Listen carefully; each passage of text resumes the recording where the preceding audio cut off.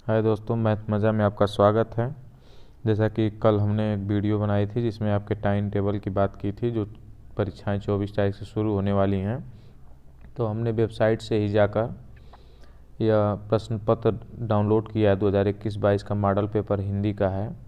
तो आज हम इस पर चर्चा करेंगे और 100% आपको इसी पेपर से मिलता जुलता हुआ पेपर आपको परीक्षा में मिलेगा।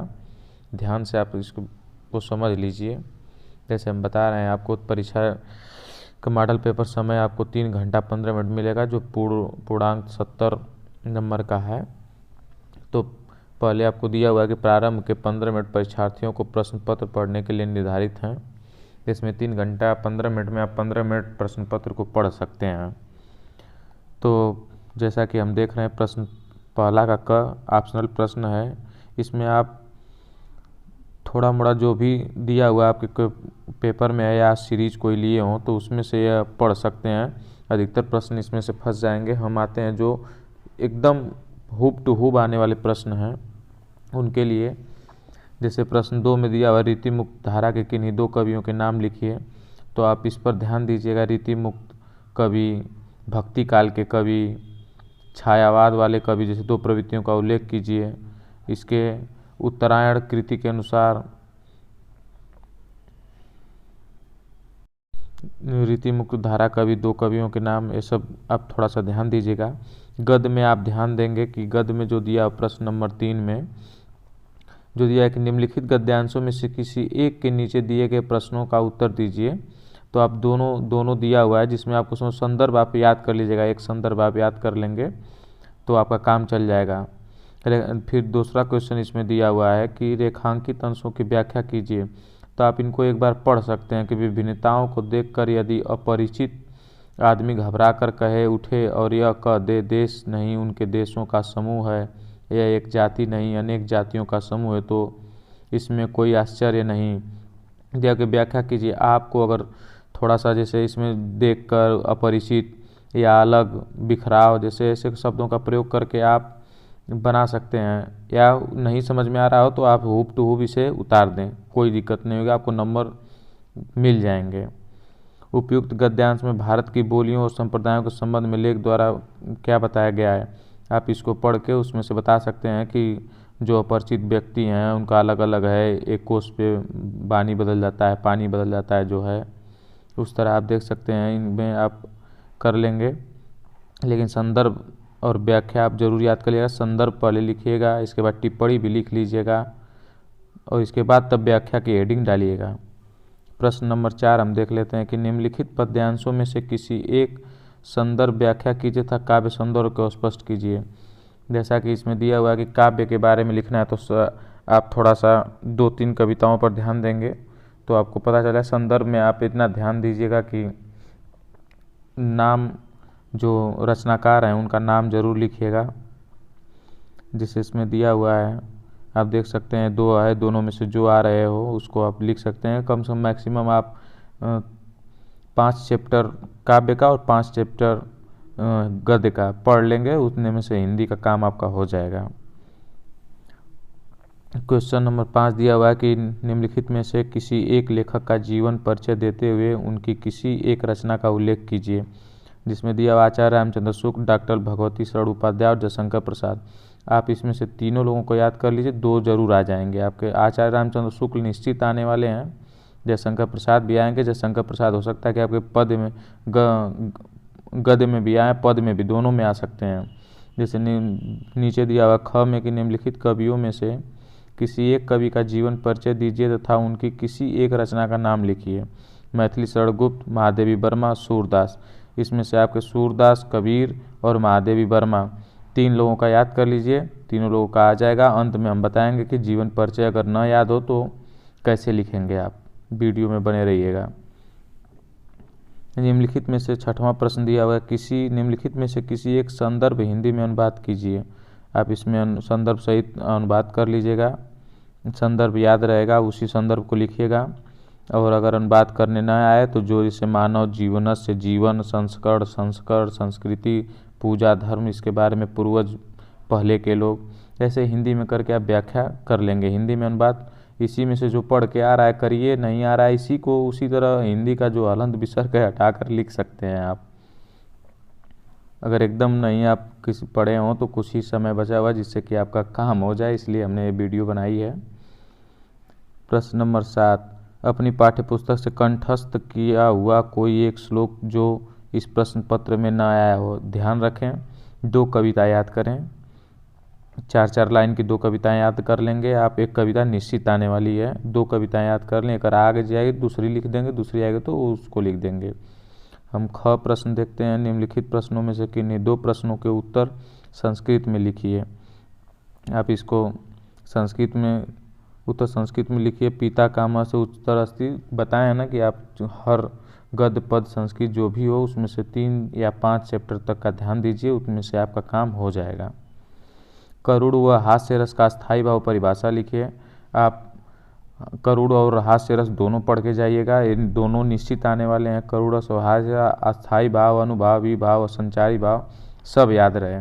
और एक उदाहरण निश्चित लिखिए, उदाहरण नहीं लिखेंगे तो नंबर कटने के ज़्यादा चांस बनेंगे। उपमा और रूपक अलंकार की परिभाषा देते उदाहरण लिखिए। उपमा, रूपक अलंकार, श्लेष और ये सब एकदम चारों जितने 4-5 अलंकार हैं उनको याद रखिए, क्योंकि उसमें से लगभग आपके प्रश्न ये दोनों में से फंस जाएंगे। अतिशयोक्ति, अनुप्रास, अलंकार, इसको याद रखिए। और उदाहरण सहित होना चाहिए। देखिए दिया हुआ भी एक उदाहरण सहित लिखिए तो उदाहरण बना रहे, उदाहरण में कोई दिक्कत ना करें आप, उदाहरण जरूर लिखिएगा। उदाहरण मोटी हेडिंग से लिख के और उदाहरण को लाइन करके उसको आप विश्लेषण भी कर सकते हैं कि कैसे यह रूपक है, कैसे अनुप्रास है। सोरठा और रोला छंद की परिभाषा देते हुए उदाहरण दीजिए। आप सोरठा, रोला, दोहा 3 याद करिएगा, तीनों में से आपका ज़रूर काम हो जाएगा। सोरठा या रोला याद कर लिए, दोहा, तीनों याद कर लीजिएगा। जो आएगा आप उसको उदाहरण सहित जरूर लिख दीजिएगा। निम्नलिखित उपसर्गों में से किसी 3 के मेल एक शब्द बनाइए, जैसे सु है, सुंदर लिख दीजिए। ऐसे आप इसमें उप, प्रति, प्र, नीर, अभी 3 का देना है। अब 3 बना सकते हैं, बस ये पढ़ लीजिएगा उपसर्ग कैसे बनाते हैं। निम्नलिखित में से किसी 2 प्रत्ययों के प्रयोग से एक शब्द बनाइए। ना, पन, इक, ई, ये दिया हुआ है, आप प्रत्यय कैसे बनाते हैं ये पढ़ लीजिएगा। 1-1 मिनट का काम है, तुरंत आपके 3, 2, 5 नंबर हो जाएंगे। निम्नलिखित में से किसी 2 का समास विग्रह कीजिए तथा समास का नाम बताइए। देखिए चौराहा लिया हुआ है, सप्त धान्य दिखा है, राधा कृष्ण, राधा और कृष्ण जिसमें और छिपे उसे तत्पुरुष समास कहते हैं, राधा कृष्ण लिख सकते हैं।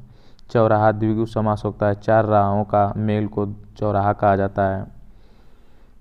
ऐसे याद कर लीजिएगा। घ, निम्नलिखित में से किन्हीं 2 शब्दों के समरूप लिखिए। घर, मानुष, गांव, चाँद। आप इसका हमको लगता है कि 2-4-10 देख अपनी किताब में जो भी दिया उसको देख लेंगे, उसमें से ज़रूर मिल जाएगा। निम्नलिखित में से 2 शब्दों के 2 पर्यायवाची लिखिए। ईश्वर, कमल, फूल, जंगल, वन, फूल का याद कर लीजिएगा, कमल अधिकतर आप पानी का देख लीजिएगा, नदी का देख लीजिएगा, वन का देख लीजिएगा, जैसे जंगल का दिया हुआ, ईश्वर का, इसमें से आ जाएंगे। निम्नलिखित शब्दों में से किन्हीं 2 का संधि विच्छेद कीजिए और संधि का नाम लिखिए। स्वागतम का, इत्यादि, लाकृति। 10 मिनट समय देंगे, संधि आपकी हो जाएगी। निम्नलिखित शब्दों की चतुर्थी विभक्ति और द्विवचन का लिखिए। आप इसको एक कोई याद कर लीजिएगा, बालक का ही, मधु, नदी, फल, गम सब कुछ हो जाएगा। पठ धातु का याद कर लीजिएगा सब, जो लिट लकार, लंग लकार जो भी है उसको याद कर लेंगे तो आपका ये धातु वाला काम भी हो जाएगा। एक धातु लकार पुरुष वचन और उल्लेख का हो जाएगा। निम्नलिखित में से किन्हीं 2 वाक्यों को संस्कृत में अनुवाद कीजिए। संस्कृत में अनुवाद कर लीजिएगा, कोई दिक्कत नहीं होगी। आप उसका ध्यान दीजिएगा, धातु का, लकार का और पुरुष का ध्यान रख के आप इसको लगा सकते हैं। पुरुष का ध्यान रख के आप लगा सकते हैं इसको। जैसे फिर 11वां प्रश्न दिया है, निम्नलिखित विषयों में से किसी एक विषय पर निबंध लिखिए। निबंध आप खूब आराम से पर्यावरण, प्रदूषण, वन महोत्सव, साहित्य और समाज को छोड़ दीजिए। पर्यावरण प्रदूषण पर, विज्ञान पर पढ़ लीजिएगा। विज्ञान पे आप पढ़ लेंगे तो पर्यावरण प्रदूषण भी लिख सकते हैं आप। स्वास्थ्य और शिक्षा के बारे में भी लिख सकते हैं। और जो भी आए उसको अपने आधारित अपने से जोड़कर उसको लिखें और हेडिंग ज़रूर याद कर लें कि निबंध में जो जो हेडिंगें हैं उसको ज़रूर याद कर लें। जो भी हेडिंग है, हेडिंग याद कर रहेंगे तो आप लिख ले जाएंगे। एक विज्ञान पे ज़रूर एक बार निबंध पढ़ लीजिएगा, क्योंकि विज्ञान से फंस जाएगा आपका निबंध। और जो दिया है कि एक बार आवा अपने पठित खंड काव्य के आधार पर निम्नलिखित प्रश्नों में से किसी एक का उत्तर दीजिए। आप इसमें से निश्चित एक मुक्तिदूत आप लिख सकते हैं, एक पढ़ लीजिएगा, सीरीज में आपके होगा जो आपको मिला होगा उसको आप पढ़ लेंगे। उसमें से निश्चित यही एकदम हूब टू हूब एक ही लिखना है, वही पढ़ के तुरंत आके छापना है, उसमें आके छाप देंगे, काम ख़त्म हो जाएगा आपका। इसी तरह 12 प्रश्न हो जाएंगे आपके।